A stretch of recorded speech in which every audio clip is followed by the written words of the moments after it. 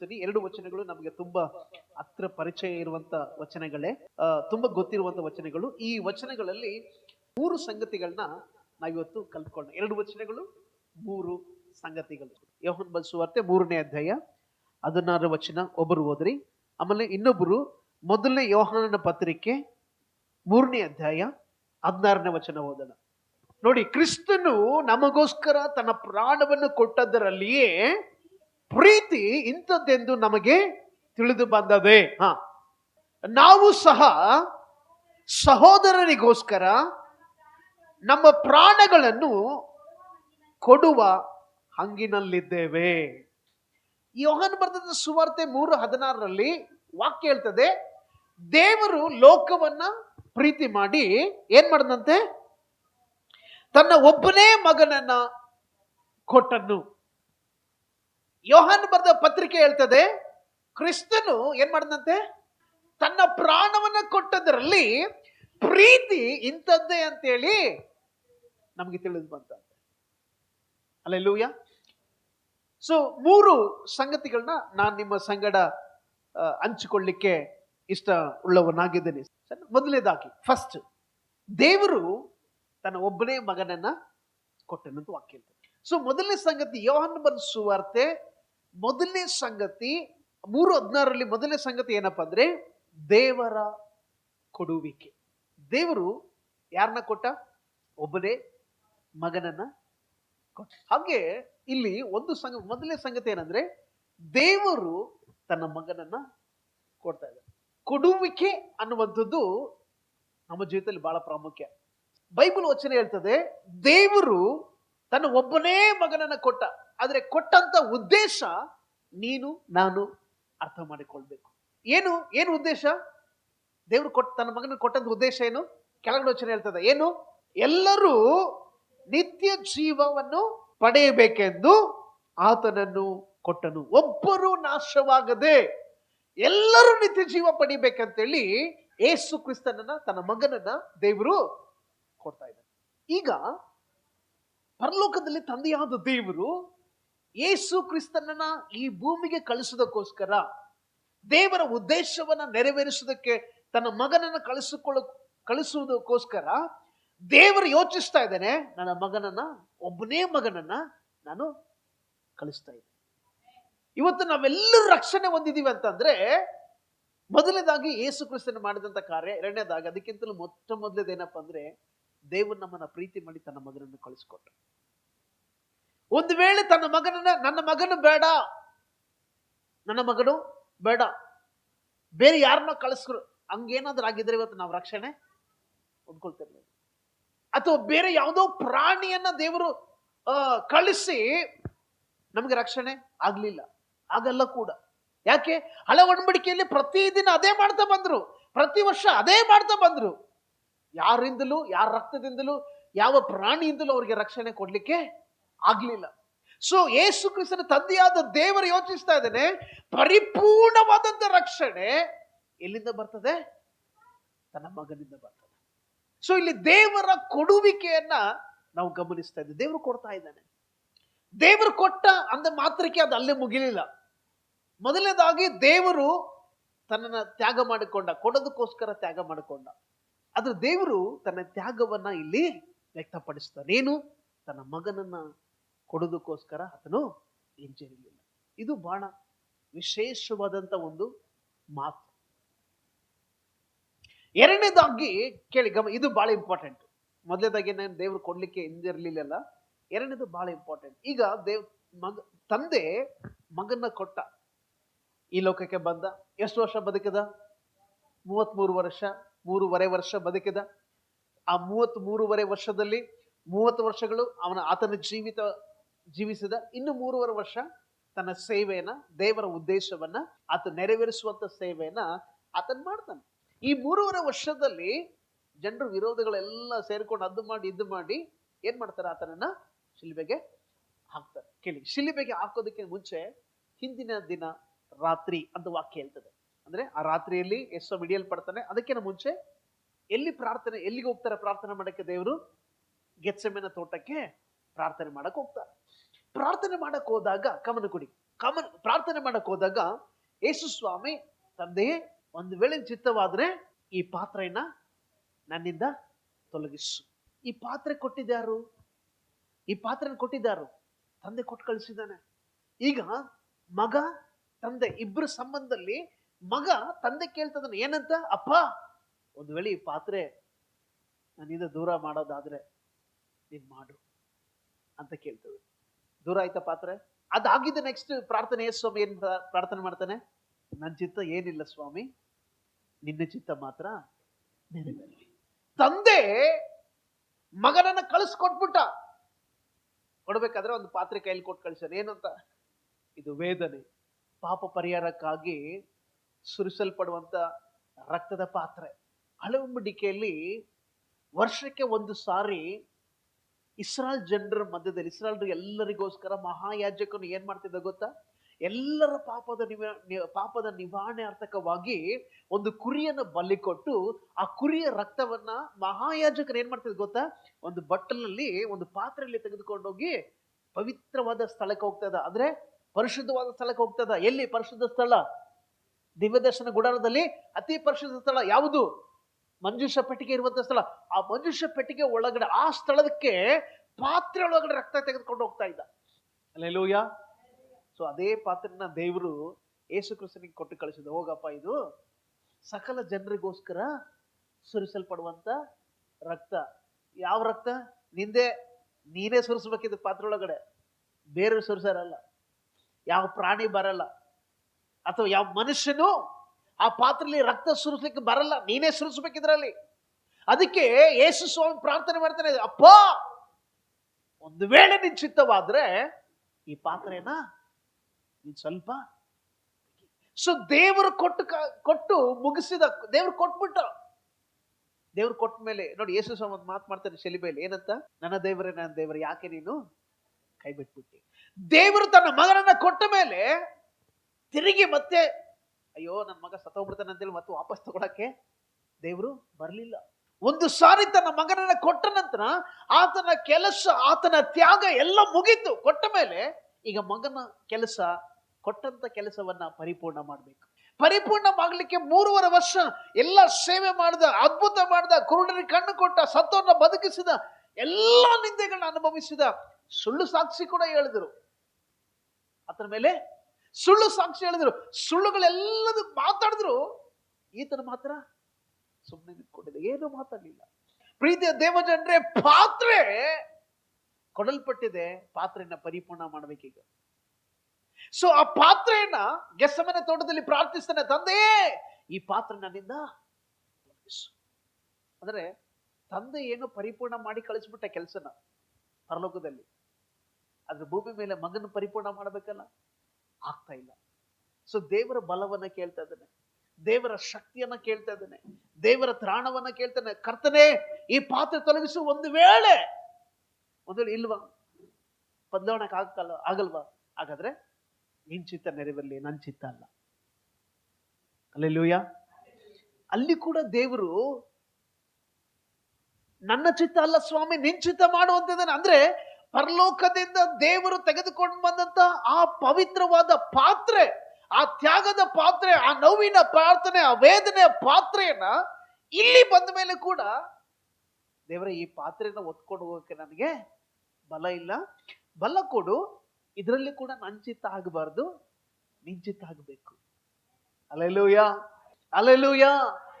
ಹಾಗಾದ್ರೆ ತಂದೆ ತನ್ನ ಕೆಲಸ ಪರಿಪೂರ್ಣ ಮಾಡ್ದ, ತನ್ನ ಮಗನನ್ನ ಕಳಿಸಿಕೊಡುವಂಥದ್ದು. ಸಣ್ಣ ಈಗ ಮಗನು ಭೂಮಿ ಮೇಲೆ ತನ್ನ ಕೆಲಸವನ್ನ ಪರಿಪೂರ್ಣ ಮಾಡ್ತಾನೆ. ಏನು?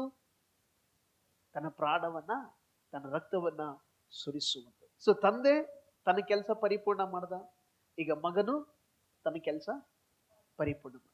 ಯೇಸು ಕ್ರಿಸ್ತನ ರಕ್ತದಿಂದ ನಮ್ಗೆ ಪರಿಪೂರ್ಣತೆ ಇದೆನಾ? ಆತನು ಪರಿಪೂರ್ಣ ಕೆಲಸ ಮಾಡಿದಾನ? ಅಥವಾ ಏನು ಇನ್ನೊಂದ್ಸಲ ಶಿಲುಬೆಗೆ ಬರ್ಬೇಕಾ? ಸೊ ಯೇಸು ಕ್ರಿಸ್ತನ ಬಂದು ಈ ಪಾತ್ರೆ ತೊಲಗಿಸು ಅಂತ ಹೇಳಿದ ಮೇಲೆ ಆ ಪಾತ್ರೆಯಲ್ಲಿ ಕೂಡ ಯೇಸು ಕ್ರಿಸ್ತನ ತನ್ನ ಚಿತ್ತವನ್ನ, ದೇವರ ಚಿತ್ತವನ್ನ ನೆರವೇರಿಸಬೇಕಂತೇಳಿ ಆತನ ಆಸೆ ಪಡ್ತಾನೆ. ಏನಂತ? ದೇವರೇ, ನನ್ನ ಚಿತ್ತ ಅಲ್ಲ, ನಿನ್ ಚಿತ್ತ ನೆರವೇರಲಿ. ದೇವರು ತನ್ನ ಮಗನನ್ನ ಕಳಿಸಿಕೊಡೋದಕ್ಕಿಂತ ಮುಂಚೆ ದೇವರು ಫಸ್ಟ್ ಏನ್ ಮಾಡ್ದ ಗೊತ್ತಾ? ತನ್ನ ಜನರನ್ನ ದೇವರು ಪ್ರೀತಿ ಮಾಡ್ದ. ಕರೆಕ್ಟಾ? ದೇವರು ತನ್ನ ಜನನ ಪ್ರೀತಿ ಮಾಡ್ತಾರೆ. ಪ್ರೀತಿ ಮಾಡಿದ ಮೇಲೆ ಅದೇ ಪ್ರೀತಿಯನ್ನ ದೇವರ ಪ್ರೀತಿ ಎಂಥದ್ದು ಅಂತೇಳಿ ಯಾರು ತೋರಿಸ್ಕೊಟ್ರು? ಯೇಸು ಕ್ರಿಸ್ತ. ದೇವರ ಲೋಕದ ಮೇಲೆ ಎಷ್ಟೋ ಪ್ರೀತಿ ನಿಟ್ಟ. ಆ ಎಷ್ಟೋ ಪ್ರೀತಿ ಯಾರಿಗೂ ಗೊತ್ತಿಲ್ಲ. ಗೊತ್ತಿತ್ತ ಯಾರಿಗಾದ್ರು? ದೇವರ ಲೋಕದ ಮೇಲೆ ಎಷ್ಟೋ ಪ್ರೀತಿ ನಿಟ್ಟಂತೆ. ಎಷ್ಟು ಪ್ರೀತಿ ಇಟ್ಟ ಗೊತ್ತಿ? ಯಾವ ಪ್ರೀತಿ ಎಂತದಂತ? ಆ ಪ್ರೀತಿ ಎಂತದಂತ ಯಾರು ತೋರಿಸ್ಕೊಟ್ರು? ಯೇಸು ಕ್ರಿಸ್ತನ್ ತೋರಿಸ್ಕೊಟ್ಟ. ಎಷ್ಟು ಪ್ರೀತಿ ಅಂತಾನೆ? ಒಬ್ಬ ಭಕ್ತನಿಗೆ ಹೇಳ್ತಾನೆ, ದೇವ್ರು ನಮ್ಮನ್ನ ಎಷ್ಟು ಪ್ರೀತಿ ಮಾಡ್ತಾನಂತೆ? ತನ್ನ ಎರಡೂ ಕೈಗಳನ್ನ ಪ್ರೀತಿ ಮಾಡ್ತಾನಂತೆ ನಮ್ಮನ್ನ. Hallelujah, hallelujah. ಸೊ ಯೇಸು ಕ್ರಿಸ್ತನು ಈ ಭೂಮಿಗೆ ಬಂದಾಗ ಆತನು ಮಾಡಿದ ಫಸ್ಟ್ ಕೆಲಸ ತನ್ನ ಪ್ರೀತಿಯನ್ನ ಇನ್ನೊಬ್ಬರಿಗೆ ತೋರಿಸಿಕೊಡ್ತಾರೆ. ಹೆಂಗೆ? ಕಾರ್ಯರೂಪದಲ್ಲಿ. ಸೊ ಬೈಬಲ್ ವಚನ ಹೇಳ್ತದೆ, ಯೇಸು ಕ್ರಿಸ್ತನು ದೇವರ ಪ್ರೀತಿ ಇಂಥದ್ದು ಅಂತ ತೋರಿಸಿಕೊಟ್ಟನಂತೆ. ಇಲ್ಲಿ ಶಿಲ್ಬೆ. ಮೊದಲನೇ ಸಾರಿ ದೇವರು ಲೋಕವನ್ನ ಪ್ರೀತಿ ಮಾಡ್ದ ಅಂತ ಹೇಳಿದಾಗ ಯಾರಿಗೂ ಗೊತ್ತಾಗಿಲ್ಲ ದೇವರ ಪ್ರೀತಿ ಅಂತದ ಅಂತ ಹೇಳಿ. ಆ ಪ್ರೀತಿಯನ್ನು ಯಾರು ಪರಿಪೂರ್ಣ ಮಾಡಿದ್ರು? ಯೇಸು ಕ್ರಿಸ್ತನು ಪರಿಪೂರ್ಣ ಮಾಡಿದ್ರು. ಯೇಸು ಕ್ರಿಸ್ತನು ತೋರಿಸಿಕೊಟ್ಟ ದೇವರ ಪ್ರೀತಿ ಅಂದ್ರೆ ಇದೆ. ಈಗ ಎರಡು ಸಂಗತಿ ಹೇಳಿದೆ. ಮೊದಲೇದು, ದೇವರು ತನ್ನ ಕಾರ್ಯವನ್ನ ಕೊಡೋದ್ರ ಮುಖಾಂತರ ಕೆಲಸ ಮುಗಿಸಿದ, ಅಂದ್ರೆ ಪರಿಪೂರ್ಣ ಮಾಡಿದ. ಯೇಸು ಕ್ರಿಸ್ತನು ಆ ಕೊಟ್ಟಂತ ಕೆಲಸವನ್ನ ಮಾಡಿ ಮುಗಿಸಿದ್ರಲ್ಲಿ ಪರಿಪೂರ್ಣತೆ ಮಾಡಿದ. ಮೂರನೇದಾಗಿ ಆ ವಚನ ಓದೋಣ. ಮೊದಲನೇ ಯೋಹನ್ನ ಪತ್ರಿಕೆ 3:16 ನೋಡಿ. ಬೈಬಲ್ ವಚನ ಕ್ಲಿಯರ್ ಆಗಿ ಹೇಳ್ತದೆ. ನೆನಪಿಟ್ಕೊಳ್ರಿ, ಅಂಡರ್ಲೈನ್ ಮಾಡಿ ಇಟ್ಕೊಳ್ರಿ, ತಿರುಗಿ ಮನೆಯಲ್ಲಿ ಹೋಗಿ ಓದ್ರಿ. ಓಕೆ, ಯೋಹಾನ ಸುವಾರ್ತೆ ಪತ್ರಿಕೆ 3ನೇ ಅಧ್ಯಾಯ 16ನೇ ವಚನ ಹೇಳ್ತದೆ, ಕ್ರಿಸ್ತನು ನಮಗೋಸ್ಕರ ನೋಡಿ ತನ್ನ ಪ್ರಾಣವನ್ನು ಕೊಟ್ಟದರಲ್ಲಿ ಪ್ರೀತಿ ಇಂಥದ್ದು. ಕರೆಕ್ಟಾ? ಸೊ ಕ್ರಿಸ್ತನು ನಮಗೋಸ್ಕರ ಪ್ರಾಣ ಕೊಟ್ಟದ್ರಲ್ಲಿ ಪ್ರೀತಿ ಎಂಥದ್ದು ಅಂತ ತೋರಿಸಿಕೊಟ್ಟ. ಪ್ರೀತಿ ಎಂಥದ್ದಂತೇಳಿ ತೋರಿಸಿಕೊಟ್ಟ. ಪ್ರೀತಿ ಅಂದ ತಕ್ಷಣನೇ ಈ ಪ್ರೀತಿ ಅಲ್ಲ, ರೆಡ್ ದಿಲ್ ಮಾರ್ಕ್ ಅಲ್ಲ. ಪ್ರೀತಿ ಅಂದ ತಕ್ಷಣನೇ ದೇವರ ಪ್ರೀತಿ. ಏನ್ ದೇವರ ಪ್ರೀತಿ? ಅಗಾಪೆ. ದೇವರ ಪ್ರೀತಿ ಅಂತಂದ್ರೆ ಆ ಪ್ರೀತಿಗೆ ನೆಲೆಯೇ ಇಲ್ಲ, ಸಾಟಿ ಇಲ್ಲ, ಸಮಾಂತರ ಇಲ್ಲ. ಅಂತ ಪ್ರೀತಿಯನ್ನ ಕೃಷ್ಣ ನಮಗೋಸ್ಕರ ಏನ್ ಮಾಡ್ತಾನೆ? ತೋರಿಸಿಕೊಡ್ತಾ ಇದ್ದಾನೆ. ಪ್ರೀತಿ ಇಂಥದ್ದೇ ಇದೆ ನೋಡ್ರಿ ಪ್ರೀತಿ ಅಂತ ದೇವರು ಯೇಸು ಕ್ರಿಸ್ತನ ತೋರಿಸಿಕೊಟ್ಟಂತೆ. ದೇವ್ರು ಏನು ಪ್ಲಾನ್ ಮಾಡಿ ದೇವ್ರನ್ನ ಯೋಚನೆ ಮಾಡದ, ನನ್ನ ಜನರನ್ನ ರಕ್ಷಣೆ ಮಾಡ್ಬೇಕಂತೇಳಿ. ಹೌದಾ? ಪ್ಲಾನ್ ಮಾಡಿ ದೇವ್ರ ಏನ್ ಮಾಡ್ದ? ಮಗನ್ನ ಕಳಿಸಿದ. ಪ್ಲಾನ್ ಯಾರ್ದು? ರಕ್ಷಣೆ ಯಾರಿಗೆ? ಜನರಿಗೆ. ಮಧ್ಯದಲ್ಲಿ ಯಾರು ಸಾಯ್ತಿದಾರೆ? ಹಾಗಾದ್ರೆ ಯೇಸು ಕ್ರಿಸ್ತನು ಭೂಮಿಗೆ ಬಂದದ್ದು, ಶಿಲುಬೆಗೆ ಹಾಕ್ಸ್ಕೊಂಡದ್ದು ಉದ್ದೇಶ ಏನ್ ಗೊತ್ತಾ? ದೇವರ ಪ್ರೀತಿ ಇದೆ ನೋಡ್ರಿ ಅಂತ ತೋರ್ಸಕ್ಕೋಸ್ಕರ. ಆಮೇಲೆ ಹಾಗಾದ್ರೆ ದೇವರ ಪ್ರೀತಿಯಲ್ಲಿ ಏನೇನು ಅಡಗಿದೆ? ದೇವರ ಪ್ರೀತಿಯಲ್ಲಿ ರಕ್ಷಣೆ ಇದೆ, ದೇವರ ಪ್ರೀತಿಯಲ್ಲಿ ಪರಿಶುದ್ಧತೆ ಇದೆ, ದೇವರ ಪ್ರೀತಿಯಲ್ಲಿ ಮಕ್ಕಳಾಗುವಂತ ಅಧಿಕಾರ ಇದೆ, ದೇವರ ಪ್ರೀತಿಯಲ್ಲಿ ನಮ್ಗೆ ನಿತ್ಯ ಜೀವ ಇದೆ, ದೇವರ ಪ್ರೀತಿಯಲ್ಲಿ ನಾವು ನಾಶವಾಗದೇ ಇರ್ತೇವೆ, ದೇವರ ಪ್ರೀತಿಯಲ್ಲಿ ನಮಗೆ ಜಯ ಇದೆ. ಒಂದೇ ಪ್ರೀತಿಯಲ್ಲಿ ಇಷ್ಟೆಲ್ಲ ಇದಾವ. ಸೊ ಯೇಸು ಕ್ರಿಸ್ತನು ನಮಗೋಸ್ಕರ ತನ್ನ ಪ್ರಾಣವನ್ನು ಕೊಟ್ಟದರಲ್ಲಿ ಪ್ರೀತಿ ಇಂಥದ್ದೇ ಇದೆ ನೋಡ್ರಿ ಪ್ರೀತಿ ಅಂತೇಳಿ ಏನ್ ಮಾಡಿದಂತೆ ನಮಗೆ ತೋರಿಸ್ಕೊಟ್ಟಿದ್ದಾನಂತೆ, ತಿಳಿಸ್ಕೊಟ್ಟಿದ್ದಾನೆ. ಹಾಗಾದ್ರೆ ಈಗ ನಮ್ಗೆ ಗೊತ್ತಿರೋ ಪ್ರಕಾರ ಪ್ರೀತಿ ಅಂದ್ರೆ ಏನು? ಏನ್ ಪ್ರೀತಿ ಅಂದ್ರೆ? ಇದೇ ಪ್ರೀತಿ. ಈ ಪ್ರೀತಿ ಮೇಲೆ ಯಾವ ಪ್ರೀತಿ ಇಲ್ಲ. ನನ್ನ ಪ್ರೀತಿಯು ನಿಮ್ಗೆ ವೇಸ್ಟ್, ನಿಮ್ ಪ್ರೀತಿ ನನಗೆ ವೇಸ್ಟ್.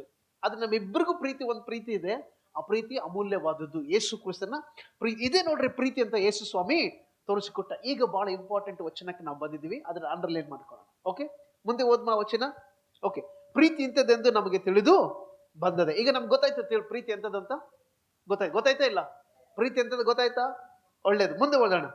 ನಾವು ಸಹ, ಯಾರು ಎಲ್ಲ ಸರಿ ಹೇಳೋಣ. ನಾವು ಸಹ, ನಾನು. Okay, very good. ನಾವು ಅನ್ನೋದಕ್ಕಿಂತಲೂ ನಾನು. ಓಕೆ, ನಾವು ಸಹ, ನಾನು ಸಹ ಯಾರಿಗೋಸ್ಕರ? ಸಹೋದರರಿಗೋಸ್ಕರ ನಮ್ಮ ಪ್ರಾಣಗಳನ್ನ ಕೊಡುವ ಹಂಗಿನಲ್ಲಿದ್ದೇವೆ. ಇಲ್ಲಿ ಬೈಬಲ್ ಅಲ್ಲಿ ಸಹೋದರರಿಗೋಸ್ಕರ ಅಂತ ಬರೆದಿದೆ. ಮತ್ತೆ ಹೆಣ್ಮಕ್ಳೆಲ್ಲ ನೀವು ಸಹೋದರಿಗೋಸ್ಕರ ಬರ್ದಿಲ್ಲ ಬಿಡು, ನಮ್ಗೆ ಅದಕ್ಕೆ ಸಂಬಂಧ ಇಲ್ಲ ಅಂತ ನೀವು ಯೋಚನೆ ಮಾಡಬೇಡಿ. ಅರ್ಥ ಆಯ್ತಾ? ಇಲ್ಲಿ ಬೈಬಲ್ ವಚನ ಇರ್ತದೆ, ನಾವು ಸಹ ಸಹೋದರ ಅಥವಾ ಸಹೋದರರಿಗೋಸ್ಕರ ನಮ್ಮ ಪ್ರಾಣಗಳನ್ನ ಕೊಡುವ ಹಂಗಿನಲ್ಲಿದ್ದೇವೆ. ಮೊದಲು ಎರಡು ಕೊಡೋ ವಿಷಯದಲ್ಲಿ ಮಾತಾಡಿದ್ವಲ್ಲ, ಅದು ಓಕೆ, ಅದು ಏನ್ ಪ್ರಾಬ್ಲಮ್ ಇಲ್ಲ. ಈಗ ನಮ್ಗೆ ಬರೋ ಪ್ರಾಬ್ಲಮ್ ಎಲ್ಲಿ? ನಾವು ಕೊಡೋದ್ರಲ್ಲೇ ಬರ್ತೇವೆ ಸಮಸ್ಯೆ. ದೇವರು ತನ್ನ ಮಗನನ್ನ ಕೊಟ್ಟ, ಕ್ರಿಸ್ತನ ತನ್ನ ಪ್ರಾಣವನ್ನ ಕೊಟ್ಟ. ಈಗ ನಾವು ಅದನ್ನ ಕೊಡೋ ಹಂಗಿನಲ್ಲಿ ನಾವು ಇದ್ದೀವಂತೆ. ಇನ್ನು ನಾವು ಕೊಟ್ಟಿಲ್ಲ, ಕೊಡೋ ಹಂಗಿನಲ್ಲಿ ನಾವು ಇದ್ದೀವಿ. ಸಭೆ ಒಳಗಡೆ ನಾವು ಕ್ರಿಸ್ತನ ಪ್ರೀತಿಯನ್ನ ಕೊಡುವ ಹಂಗಿನಲ್ಲಿ ನಾವು ಇದ್ದೇವೆ. You should give a Christ love. ನೀನು ಯೇಸು ಕ್ರಿಸ್ತನ ಪ್ರೀತಿಯನ್ನ ನಿನ್ನ ಸಹೋದರನಿಗೆ ನೀನು ಕೊಡಲೇಬೇಕು. ಅದಕ್ಕೋಸ್ಕರ ದೇವರು ನಿನಗೆ ರಕ್ಷಣೆಯನ್ನ ಕೊಟ್ಟಿರೋದು. ಪ್ರೀತಿ ದೇವಜನರ, ಬೈಬಲ್ ವಚನ ಹೇಳ್ತದೆ, ಕ್ರಿಸ್ತನಲ್ಲಿ ಸಹೋದರರಿಗೋಸ್ಕರ ನಮ್ಮ ಪ್ರಾಣಗಳನ್ನ ಕೊಡುವಂತ ಅಂಗಿನಲ್ಲಿ ನಾವು ಇದ್ದೀವಿ. ದೇವರು ಕೊಟ್ಟನೇ ಇಲ್ಲ? ಯಾರನ್ನ ಕೊಟ್ಟ? ಮಗ ಏನನ್ನು ಕೊಟ್ಟ? ಈಗ ನಾವು ಏನ್ ಕೊಡ್ಬೇಕು? ಪ್ರಾಣ ಅಂತ ಕೊಡಕ್ಕಾಗಲ್ಲ. ಅಟ್ಲೀಸ್ಟ್ ಪ್ರಾಣ ಕೊಡಕ್ಕಾಗ್ಲಿಲ್ಲ ಅಂದ್ರೂ ಕ್ರಿಸ್ತನ ಪ್ರೀತಿಯನ್ನ ನಾವು ಇನ್ನೊಬ್ಬರಿಗೆ ಕೊಡು. ಆ ಹಂಗಿನಲ್ಲಿ, ಹಂಗು ಅಂದ್ರೆ ಗೊತ್ತಲ್ಲ, ಹಂಗಿನಲ್ಲಿರೋದಂದ್ರೆ ನೀನು ಕೊಡ್ಲೇಬೇಕಂತ ಋಣ ನಿನ್ನ ಮೇಲೆ ಇದೆ. ಜೊರಗಡೆ ಹಲ್ಲೆಲೂಯ. ಕ್ರಿಸ್ತನ ಪ್ರೀತಿ ಕೊಡೋ ವಿಷಯದಲ್ಲಿ ನಾವು ತುಂಬಾ ದೂರ ಹೋಗೋದು ಬೇಡ. ಯಾರ್ಯಾರಿಗೋ ಪ್ರೀತಿ ಕೊಡ್ಬೇಡ, ಯಾರ್ಯಾರಿಗೋ ಕ್ರಿಸ್ತನ ಪ್ರೀತಿ ಹೇಳಕ್ ಹೋಗ್ಬೇಡ. ಫಸ್ಟ್ ಮೊದಲೇದಾಗಿ ಯಾರಿಗಳು ಕ್ರಿಸ್ತನ ಪ್ರೀತಿಯನ್ನ? ನಿನ್ನ ಮನೆಯಲ್ಲಿರುವಂತ ನಿನ್ನ ಮಕ್ಕಳಿಗೆ, ನಿನ್ನ ಯಜಮಾನನಿಗೆ, ನಿನ್ನ ಹೆಂಡತಿಗೆ, ನಿನ್ನ ಗಂಡನಿಗೆ ಕೊಡು. ಆಮೇಲೆ ಸಭೆಯಲ್ಲಿ ವಿಶ್ವಾಸಿಗಳಿಗೆ ಕೊಡು. ಆಮೇಲೆ ಬೇರೆಯವರಿಗೆ ಕೊಡು. ಆಮೇಲೆ ಸೊ ದೇವರು ಪ್ರೀತಿಯನ್ನ ಕೊಟ್ಟದ್ರಲ್ಲಿ ತೋರಿಸಿಕೊಟ್ಟ, ಕ್ರಿಸ್ತನ ಪ್ರಾಣ ಕೊಡೋದ್ರಲ್ಲಿ ತೋರಿಸಿಕೊಟ್ಟ. ಈಗ ನಾವು ಪ್ರೀತಿಯನ್ನ ಕೊಡೋದ್ರಲ್ಲಿ ತೋರಿಸಿ ಕೊಡ್ಬೇಕು. Hallelujah, hallelujah. ಬೈಬಲ್ ಹೇಳ್ತದೆ, ಕ್ರಿಸ್ತ ನಮಗೋಸ್ಕರ ಪ್ರಾಣ ಕೊಟ್ಟದ್ರಲ್ಲಿ ಪ್ರೀತಿ ಅಂತ ಗೊತ್ತಾಯ್ತು. ಈಗ ಆ ಪ್ರೀತಿಯನ್ನ ಕೊಡುವ ಹಂಗಿನಲ್ಲಿ ನಾವು ಇದ್ದೇವೆ. ಸೊ ಹಾಗಾದ್ರೆ ಸಭೆ ಒಳಗಡೆ ನಾವು ಪ್ರೀತಿಯನ್ನ ಹಂಚಬೇಕು. ಏನು ಪ್ರೀತಿ? ಕ್ರಿಸ್ತನ ಪ್ರೀತಿಯನ್ನು ನಾವು ಹಂಚಬೇಕು. Amen, hallelujah. ಹಾಗಾದ್ರೆ ಭೂಮಿ ಮೇಲೆ ನಾವು ಇರುವಂತ ದಿನಗಳ ಕಾಲ, ಎಷ್ಟು ದಿನ ನಾವು ಬದುಕುತ್ತೀವೋ, ಎಷ್ಟು ದಿನ ನಾವು ಯೇಸು ಕ್ರಿಸ್ತನು, ಒಂದ್ ವೇಳೆ ನಾವು ಬದುಕಿ ಯೇಸು ಕ್ರಿಸ್ತನು ಬೇಗ ಬಂದ್ರೆ, ಯೇಸು ಕ್ರಿಸ್ತನು ಬರೋವರೆಗೂ ಕ್ರಿಸ್ತನ ಪ್ರೀತಿಯನ್ನ ನಾವೇನ್ ಮಾಡ್ಬೇಕು? ಕೊಡ್ತಾ ಇರ್ಬೇಕು. ಕ್ರಿಸ್ತನು ಯಾವ ರೀತಿ ನಮ್ಗೆ ಪ್ರೀತಿ ಕೊಟ್ಟ? ನಾವೆಲ್ಲರೂ ಪರಿಶುದ್ಧರಾಗಿದ್ದಾಗ ಯೇಸು ಸ್ವಾಮಿ ಬಂದು ಪ್ರಾಣ ಕೊಟ್ನ? ಇಲ್ಲ. ಯಾವಾಗ ಕೊಟ್ಟ ದೇವರು ಪ್ರಾಣ? ನಾವು ಪಾಪಿಗಳಿದ್ದಾಗ. ನೀನು ಮೋಸ ಮಾಡಿದ್ದ ದೇವರಿಗೆ, ದೇವರಿಂದ ದೂರ ಹೋಗ್ಬಿಟ್ಟಿದ್ದೆ, ರಕ್ಷಣೆ ಗೊತ್ತಿರ್ಲಿಲ್ಲ, ರಕ್ಷಣೆ ವಿರುದ್ಧವಾಗಿ ಜೀವಿಸ್ತಾ ಇದೆ, ಪಾಪದಲ್ಲಿ ಜೀವಿಸ್ತಾ ಇದೆ, ವೇದನೆಯಲ್ಲಿ ಜೀವಿಸ್ತಾ ಇದೆ, ಕಷ್ಟಗಳಲ್ಲಿ ಜೀವಿಸ್ತಾ ಇದೆ, ಸುಳ್ಳಿನ ಜೀವಿಸ್ತಾ, ಆ ಲೋಕದಲ್ಲಿ ಅದರ ಲೌಕಿಕವಾಗಿ ಜೀವಿಸ್ತಿದ್ದಾಗಲೂ ಕೂಡ ದೇವರು ಪ್ರೀತಿಯನ್ನ ಕೊಟ್ಟ. ಇವತ್ತು ನಾವು ಕೂಡ ಕ್ರಿಸ್ತನ ಪ್ರೀತಿಯನ್ನು ಯಾವಾಗ ಕೊಡಬೇಕು? ಅವ್ರು ನಿನಗೆ ಗೊತ್ತಿಲ್ಲದೆ ಇದ್ದಾಗಲೂ, ಅವ್ರು ನಿನಗೆ ವಿರೋಧ ಆದಾಗಲೂ ಕೂಡ ಕ್ರಿಸ್ತನ ಪ್ರೀತಿಯನ್ನ ನಾನು ನೀನು ಕೊಡಬೇಕು. ಯಾಕೆ ಗೊತ್ತಾ? ಯೇಸು ಸ್ವಾಮಿ ವೈರತ್ವಗಳನ್ನ, ಜಗಳಗಳನ್ನ ಎಲ್ಲವನ್ನ ದೇವರು ಎಲ್ಲಿ ಮಾಡಿದ್ದಾನೆ? ಮುಗಿಸಿದ್ದಾನೆ. ಶಿಲುಬೆಯಲ್ಲಿ ಮುಗಿಸ್ಬಿಟ್ಟಿದ್ದಾನೆ. ಮತ್ತೆ ತಿರುಗಿ ನಾವು ಮಾಡ್ಬೇಕು ಅನ್ನೋದು ನಮ್ಗೆ ದೇವ್ರು ಒಂದೇ ಒಂದು ಆಜ್ಞೆ ಕೊಟ್ಟಿರೋದು, ನಿನ್ನ ಪ್ರೀತಿಯನ್ನ ಇನ್ನೊಬ್ಬರಿಗೆ ಕೊಡುವ ಹಂಗಿನಲ್ಲಿ ನೀನಿದ್ದಿ. ಮೋಸ ಮಾಡುವಂತ ಹಂಗಿನಲ್ಲಿ ನೀನಿಲ್ಲ, ದ್ವೇಷ ಮಾಡುವಂತ ಹಂಗಿನಲ್ಲಿ ನೀನಿಲ್ಲ, ಸೇಡು ತೀರಿಸಿಕೊಳ್ಳುವಂತ ಹಂಗಿನಲ್ಲಿ ನೀನಿಲ್ಲ, ಹೊಟ್ಟೆ ಕಿಚ್ಚು ಪಡುವಂತ ಹಂಗಿನಲ್ಲಿ ನೀನಿಲ್ಲ, ಒಬ್ರು ಕಂಡು ಒಬ್ರು ಉರಿಕೊಳ್ಳೋದಕ್ಕೋಸ್ಕರ ಉರುಕೊಳ್ಳೋದಕ್ಕೋಸ್ಕರ ಆ ಹಂಗಿನಲ್ಲಿ ನೀನಿಲ್ಲ. ನೀನಿರುವಂತ ಹಂಗು ಯಾವುದು ಗೊತ್ತಾ? ಈ ವಾಕ್ಯದ ಪ್ರಕಾರ ಕ್ರಿಸ್ತನ ಪ್ರೀತಿಯನ್ನು ಕೊಡುವಂತ ಹಂಗಿನಲ್ಲಿ ನೀನಿದ್ದಿ. Amen, hallelujah. ಅವರು ತುಂಬಾ ಚೆನ್ನಾಗಿ ಪ್ರಾರ್ಥನೆ ಬೆಳೀತಾ ಇದ್ದಾರ. ಮಾಡಿ ನೋಡ್ತೀನಿ ನಾನು ಎಷ್ಟು ದಿನ ಪ್ರಾರ್ಥನೆ ಮಾಡ್ತೇನೆ, ಎಷ್ಟು ದಿನ ಬೆಳೀತಿರೋರು. ಆ ಹಂಗಿನಲ್ಲಿ ನೀನಿಲ್ಲ. ಅವ್ರು ಚೆನ್ನಾಗಿ ಆಡಾಡ್ತಾ ಇದ್ದಾರ, ಈಗ ಆಡ್ತಾರ. ಮೊದಲೆಲ್ಲ ನಾವು ಆಡಿದ್ವಿ, ಈಗ ಆಡ್ತಾರ. ನೋಡೋಣ ಎಷ್ಟು ದಿನ ಆಡ್ತಾರ. ಆ ಹಂಗಿನಲ್ಲಿ ನೀನಿಲ್ಲ. ನೀನ್ ಹಂಗೆ ಯಾವ್ದೋ ಹಂಗಿನಲ್ಲಿದ್ದಿ? ಪ್ರೀತಿ ಕೊಡುವಂತ ಹಂಗಿನಲ್ಲಿ ನಾವಿದ್ದೇವೆ. ಹಲ್ಲೆಲೂಯ. ಸೊ ಬೈಬಲ್ ವಚನ ಹೇಳ್ತದೆ, ಈಗ ದೇವರು ಕೊಟ್ಟು ಮುಗಿಸಿದ, ಯೇಸು ಕ್ರಿಸ್ತನು ಪ್ರಾಣ ಕೊಟ್ಟು ಮುಗಿಸಿದಾನೆ. ಈಗ ಬಾಕಿ ಯಾರ್ದು? ದೇವರೆಲ್ಲವನ್ನ ಮಾಡಿ ಮುಗಿಸಿ ಹೋಗಿದ್ದಾನೆ. ಈಗ ನಮ್ಗೆ ಹೇಳಿದೆ, ನೋಡಪ್ಪ ನಾನೆಲ್ಲ ಮಾಡಿ ಮುಗಿಸಿದ್ದೀನಿ, ನನ್ನ ಪ್ರೀತಿನ ಇನ್ನೊಬ್ರಿಗೆ ಕೊಡಬೇಕು. ಹಾಗಾದ್ರೆ ಇವತ್ತು ನಾವು ಕೊಡುವ ಹಂಗಿನಲ್ಲಿ ನಾವಿದ್ದೇವೆ. ಒಬ್ರಿಗೊಬ್ರು ನಾವು ಕೊಡೋಣ. ಆಮೇಲೆ ಪ್ರೀತಿ ಅಂದ್ರೆ ಏನು? ಪ್ರೀತಿ ಕೊಡೋದು ತ್ಯಾಗ. ಪ್ರೀತಿಯಲ್ಲಿ ತ್ಯಾಗ ಇದೆ. ಎರಡನೇದು ಸಮರ್ಪಣೆ ಇದೆ. ನಿನ್ ಸಮರ್ಪಣೆ ಕೊಡ್ಬೇಕು, ನಿನ್ ತ್ಯಾಗವನ್ನ ಕೊಡ್ಬೇಕು, ಸಭೆ ಕೊಡ್ಬೇಕು, ಕುಟುಂಬಕ್ಕೋಸ್ಕರ ಕೊಡ್ಬೇಕು. ಯಾರ್ಯಾರ ಕುಟುಂಬದಲ್ಲಿ ಪರಿಸ್ಥಿತಿಗಳು, ಕುಟುಂಬಕ್ಕೆ ಪ್ರಾರ್ಥನೆ ಮಾಡಕ್ಕೆ ನಿನ್ನನ್ನು ಒಪ್ಪಿಸ್ಕೊಡ್ಬೇಕು. ಇದೇ ಪ್ರೀತಿ. ಇದನ್ನ ನಾವು ಕೊಟ್ಟಾಗ ದೇವರ ಆಶೀರ್ವಾದಗಳನ್ನ ನಾವು ಹೊಂದಲಿಕ್ಕೆ ಸಾಧ್ಯ. ಆಮೇನ್. ಸೊ ದೇವರು ಕೊಟ್ಟ, ಯೇಸು ಕ್ರಿಸ್ತನ ಕೊಟ್ಟ, ಈಗ ನಾವು ಕೊಡೋಣವಾ? ದೇವ್ರ ಪ್ರೀತಿ ಕೊಡೋಣ. ಫಸ್ಟ್ ಹೇಳಿದ್ವಿ, ಜನರಿಗೆ ಕೊಡಕ್ಕಿಂತ ಮುಂಚೆ ಯಾರಿಗೆ ಕೊಡ್ರಿ? ಮಕ್ಕಳಿಗೆ ಕೊಡ್ರಿ, ಗಂಡ ಹೆಂಡತಿ ಕೊಡ್ರಿ. ಗಂಡ ಹೆಂಡತಿ ಕೊಡು, ಹೆಂಡತಿಗೆ ಗಂಡ ಕೊಡ್ಲಿ. ಮಕ್ಕಳು ತಂದೆ ತಾಯಿಗಳು ಕೊಡಿ, ತಂದೆ ತಾಯಿಗಳು ಮಕ್ಕಳಿಗೆ ಕೊಡ್ಲಿ. ಇದು ಫಸ್ಟ್. ಎರಡನೇದು ಸಭೆಗೆ ಬಂದು ಸಭೆಗೆ ಕೊಡು. ಮೂರನೇದು ಸಭೆಯಿಂದ ಹೊರಗಡೆ ಬೇರೆ ಯಾರಿದ್ದಾರೆ ಅವರಿಗೆ ನಾವು ಪ್ರೀತಿಯನ್ನ ನಾವು ಕೊಡ್ಬೇಕು. ಬೈಬಲ್ ವಚನ ಪೌಲನು ಕೊರಿಂಥ ಪತ್ರಿಕೆಯಲ್ಲಿ ಮಾತು ಬರೀತಾನೆ, ಏನಂತ ಗೊತ್ತಾ? ಕೊನೆಯದಾಗಿ ನಂಬಿಕೆ, ನಿರೀಕ್ಷೆ, ಪ್ರೀತಿ, ಈ ಮೂರೇ ನಿಲ್ತದಂತೆ. ಇದರಲ್ಲಿ ದೊಡ್ಡದಾಗಿರುತ್ತೆ ಯಾವುದು? ಪ್ರೀತಿಯೇ. ನಂಬಿಕೆ, ನಿರೀಕ್ಷೆ, ಪ್ರೀತಿ, ಈ ಮೂರೇ ನಿಲ್ತವೆ. ಇವುಗಳಲ್ಲಿ ದೊಡ್ಡದು ಪ್ರೀತಿಯೇ ಅಂತ ವಚನ ಹೇಳ್ತದೆ. ಸೊ ಪ್ರೀತಿಯನ್ನ ನಾವು ಕೊಡೋಣ ಒಬ್ರಿಗೋಸ್ಕರ. ಪ್ರೀತಿ ಅಂತಂದ್ರೆ ಏನೋ ಒಂದು ತಗೊಂಡೋಗಿ ಕೊಡೋದಲ್ಲ. ಒಬ್ರಿಗೋಸ್ಕರ ಪ್ರಾರ್ಥನೆ ಮಾಡೋದು ಕೂಡ ಒಂದು ಪ್ರೀತಿನೇ. ಅವರ ಭಾರ ಹೊತ್ಕೊಳ್ಳೋದು ಪ್ರೇರೆ, ಅವ್ರಿಗೋಸ್ಕರ ಪ್ರಾರ್ಥಿಸುವಂಥದ್ದು, ಅವ್ರ ಕಷ್ಟದಲ್ಲಿ ಜೊತೆ ನಿಂತ್ಕೊಳ್ಳೋದು. ಅಂದ್ರೆ ಜೊತೆ ನಿಂತ್ಕೊಳ್ಳೋದು ಅಂತಂದ್ರೆ ಅವ್ರಿಗೆ ನೀನು ವಾಕ್ಯದ ಮೂಲಕ, ಪ್ರಾರ್ಥನೆ ಮೂಲಕ ಬಲ ಕೊಡೋದು. ಸೋತೋಗ್ಬೇಡ, ದೇವರಿದ್ದಾನೆ, ನಾವು ಪ್ರಾರ್ಥನೆ ಮಾಡಿ ಜೊತೆಗಿರುವಂಥದ್ದು ಕ್ರಿಸ್ತನ ಪ್ರೀತಿಯನ್ನು ನಾವು ಕೊಟ್ಟ ಹಾಗೆ. ಆಮೇನ್. ಸೊ ಹಾಗಾಗಿ ಆ ಪ್ರೀತಿಯನ್ನು ಕೊಡೋಣ. ಆ ಪ್ರೀತಿ ಕೊಡುವಂತ ಹಂಗಿನಲ್ಲಿ ನಾವು ಇದ್ದೀವಿ, ಈಗ ಇದ್ದೀವಿ. ಸಭೆಯಲ್ಲಿ ಕೊಡೋಣ, ಮನೆಯಲ್ಲಿ ಕೊಡೋಣ, ಆಮೇಲೆ ಹೊರಗೆ. ದೇವರು ಏನ್ ಕೊಟ್ಟ ನಮ್ಗೆ? ಮಗನ ಕೊಟ್ಟ. ಮಗನೇನ್ ಕೊಟ್ಟ? ಪ್ರಾಣ ಕೊಟ್ಟ. ಪ್ರೀತಿ ಕೊಟ್ಟು ಪ್ರಾಣ ಕೊಟ್ಟ ಅಲ್ವಾ? ಈಗ ನಾವು ಅದೇ ಪ್ರೀತಿ, ಅದೇ ಪ್ರಾಣವನ್ನ ಕೊಡೋ ಹಂಗಿನಲ್ಲಿ ನಾವು ಇದ್ದೀವಿ. ಹಾಗಾದ್ರೆ ಭೂಮಿ ಮೇಲೆ ನೀನು ನನ್ನ ರಕ್ಷಣೆ ಹೊಂದಿರುವಂತ ಉದ್ದೇಶನೇ ಕ್ರಿಸ್ತನ ಪ್ರೀತಿಯನ್ನ ನೀನು ಕೊಡಬೇಕು. ದೇವರ ಪ್ರೀತಿಯನ್ನ ಕೊಡು. ಅನೇಕರನ್ನ ಕ್ರಿಸ್ತನ ಮಾರ್ಗದಲ್ಲಿ ನಾವು ತರೋಣ, ರಕ್ಷಣೆ ಮಾರ್ಗದಲ್ಲಿ ತರೋಣ. ದೇವರಿಗೆ ಅವ್ರಿಗೋಸ್ಕರ ಕೂಡ ರಕ್ಷಣೆಯನ್ನ, ದೇವರ ಯೋಜನೆಯನ್ನ ದೇವರು ಇಟ್ಟಿದ್ದಾನೆ. ಆಮೆನ್. ದೇವರು ಈ ವಾಕ್ಯದಿಂದ ಕರ್ತನ ತಾನೇ ಆಶೀರ್ವಾದ ಮಾಡಲಿ.